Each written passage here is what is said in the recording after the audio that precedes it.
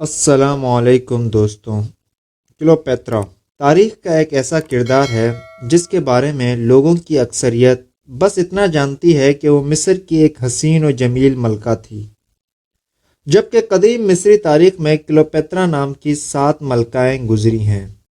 سب سے زیادہ شہرت کلیوپیٹرا ہفتم کے حصے میں آئی، بلکہ یوں کہنا زیادہ مناسب ہے کہ کلیوپیٹرا کا نام آنے سے مراد یہی کلیوپیٹرا ہفتم ہوتی ہے۔ بے پناہ شہرت کے باعث اسے فقط کلیوپیٹرا ہی کہا جاتا ہے۔ شہرت کی نمایاں وجہ اس کا بے پناہ حسن اور شخصیت تھی۔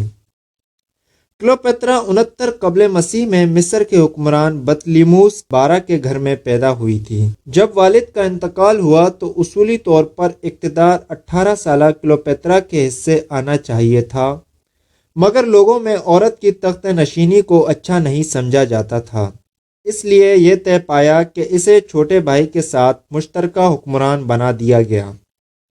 لیکن جلد ہی بادشاہی 2 دھڑوں میں تقسیم ہو گئی، جس میں کلیوپیٹرا کا دھڑا کمزور نکلا اور کلیوپیٹرا کو بھائی کی فوجوں سے جان بچا کر مصر سے بھاگ کر روم جانا پڑا اور رومن بادشاہ جولیس سیزر سے مدد حاصل کرنا پڑ گیا۔ سیزر مصری ملکہ کی فریاد سے کم اور اداؤں کا اسیر زیادہ ہوا اور اس نے مصر پر چڑھائی کر دی۔ کلیوپیٹرا کو دوبارہ تخت پر بٹھا دیا، جہاں وہ طویل عرصہ براجمان رہی۔ انہی دنوں روم میں شہنشاہ پومپئی اور جولیس سیزر میں اقتدار کی رساکشی شروع ہو چکی تھی۔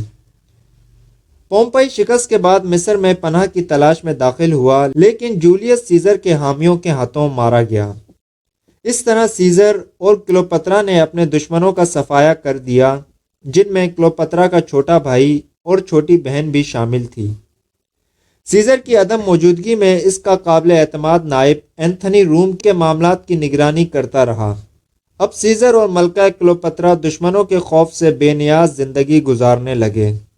اسی دوران کلیوپیٹرا کے بطن سے سیزر کا ایک بیٹا سیزارین پیدا ہوا۔ بیٹے کی پیدائش کے فوراً بعد سیزر کو واپس روم جانا پڑا۔ اس کے بعد سیزر کی فتوحات کا سلسلہ بڑھتا چلا گیا۔ جشن فتوحات کے موقع پر کلیوپیٹرا بھی روم کی ملکہ بننے کا خواب دیکھتے روم آ پہنچی، لیکن پومپئی کے حامیوں نے پھر سر اٹھا لیا اور سیزر کو موت کے گھاٹ اتار دیا۔ اب کلیوپیٹرا نے اپنے بیٹے سیزارین کو تخت پر بٹھانے کے خواب دیکھنا شروع کر دیے، جو اینتھنی کے تعاون کے بغیر ناممکن تھے۔ لہٰذا اس نے اینتھنی کو اپنے جال میں پھنسا لیا۔ اینتھنی نے اسے مصر واپس لوٹ جانے اور مناسب وقت کے انتظار کا مشورہ دیا۔ حالات پر اینتھنی کی گرفت دن بدن کمزور ہوتی چلی گئی۔ آکٹوین پہلے ہی موقع کی تلاش میں تھا۔ اس نے روم پر قبضہ کر کے اینتھنی کو فرار ہونے پر مجبور کر دیا، اور یوں اینتھنی بھی کلیوپیٹرا کے پاس مصر پہنچ گیا۔ دونوں میں شادی ہو گئی۔ 40 قبل مسیح میں اینتھنی واپس روم آ گیا۔ واپسی کے 6 ماہ بعد کلیوپیٹرا اس کے 2 جڑواں بچوں کی ماں بن گئی۔ اینتھنی نے شام میں قدم جمانے کی کوششیں کی، لیکن اسے مسلسل ناکامیوں کا منہ دیکھنا پڑا، چنانچہ نامراد مصر واپس آ گیا۔ آکٹوین نے مصر پر چڑھائی کر کے اینتھنی کا قصہ ہمیشہ کے لیے صاف کر دیا اور کلیوپیٹرا کو نظر بند کر دیا۔ کلیوپیٹرا کو اپنا مستقبل تاریک اور زندگی خطرے میں نظر آنے لگ گئی۔ وہ جان چکی تھی کہ اگر وہ زندہ رہ گئی تو آکٹوین اسے اور اس کے بچوں کو مصر کی شاہراہوں پر ذلیل کرے گا۔ کلیوپیٹرا نے آکٹوین سے اینتھنی کی قبر پر جانے کی اجازت مانگی۔ اینتھنی کی قبر پر پھول چڑھائے اور واپسی آ کر صوفے پر لیٹ گئی۔ شام کو محل میں ہنگامہ برپا ہو گیا۔ پہرے داروں نے بتایا کہ آج صبح ایک دہقان انجیر کی ایک ٹوکری لے کر آیا تھا۔ معلوم ہوا کہ دراصل یہ سانپوں کا ٹوکرا تھا جو ملکہ نے خود منگوایا تھا۔ ملکہ کلیوپیٹرا نے سانپ سے خود کو ڈسوا لیا تھا۔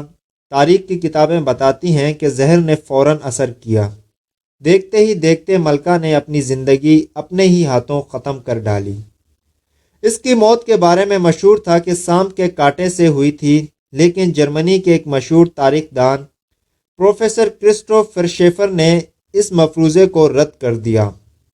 وہ کہتے ہیں کہ اس نے خودکشی کے غرض سے ایک محلول پی لیا تھا۔ کلیوپیٹرا 18 سال کی عمر میں تخت پر بیٹھی اور 39 سال کی عمر میں انتقال کر گئی۔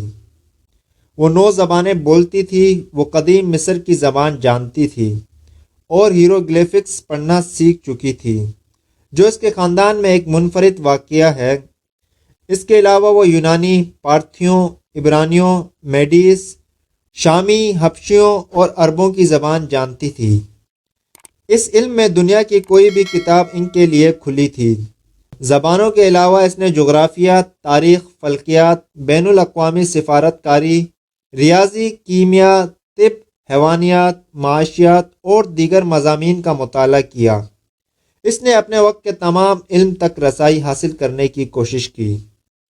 مصر کی ملکہ کو جڑی بوٹیوں کے علاج میں بھی دلچسپی تھی اور ان کی زبانوں کے علم کی بدولت انہیں متعدد پاپیری تک رسائی حاصل تھی، جو آج کھو چکے ہیں۔ سائنس اور طب پر اس کا اثر عیسائیت کی ابتدائی صدیوں میں مشہور تھا۔ وہ بلا شبہ تاریخ انسانی میں ایک منفرد شخصیت ہیں۔